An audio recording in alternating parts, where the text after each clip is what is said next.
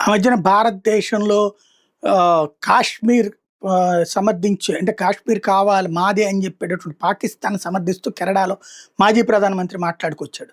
అప్పుడే అనేక మంది జాతీయవాదులు కెనడాకి సంబంధించినటువంటి విభజన గొడవల్ని రైట్ చేసుకొచ్చారు. ఆల్బర్టన్స్ ప్రాంతం ఏదైతే ఆల్బర్ట్ అనేటటువంటిది అందులో ఉన్నటువంటి వన్ ఆఫ్ ద స్టేట్ వాళ్ళందరూ కూడా విడిపోవాలని ఎప్పుడో ఉద్యమాలు చేశారు. దాన్ని మేమేమన్నా సమర్థించామా? ఎవడి ఆంతరంగిక వ్యవహారాలు ఆళ్ళు చూసుకోవాలన్నట్టు.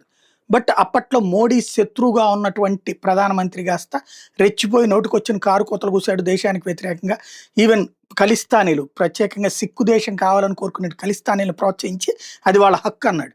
అప్పుడు ఆల్బర్టైన్స్‌కి సంబంధించి భారతదేశం కూడా సమర్థిస్తే పోతుందన్న వాదన వచ్చింది గానీ, మోడీ ప్రభుత్వం బాధ్యతగా వ్యవహరించింది. ఇప్పుడు కెనడాలో ఉన్నటువంటి ఈ ఆల్బర్టైన్స్ వచ్చేటప్పటికి కెనడా నుంచి విడిపోతామన్నటువంటి ప్రకటన చేస్తున్నారు. ఈళ్ళు అమెరికాలో చేరిపోవడానికి సిద్ధం అంటున్నారు. దీని మీదన ఏదైతే ఆహ్, ఒక పిటిషన్ ప్రారంభించారు. కెనడా నుంచి మేము విడిపోతాం. ఇక్కడ మాకు దాని మీదన ఓటింగ్ పెట్టండి. ఓటింగ్‌లో మేము ఎందులో ఉండము అనొస్తే మేము మా ఇష్టం మా స్వతంత్ర నిర్ణయం తీసుకుంటాం. మేము అమెరికాలో కలవడానికి సిద్ధం అని చెప్తున్నారు. 51వ రాష్ట్రంగా కెనడా కావాలని కోరుకుంటే, కెనడాలో ఉన్నటువంటి ఒక స్టేట్ మాత్రం అటు విడిపోయేటటువంటి పరిస్థితి కనబడుతుంది.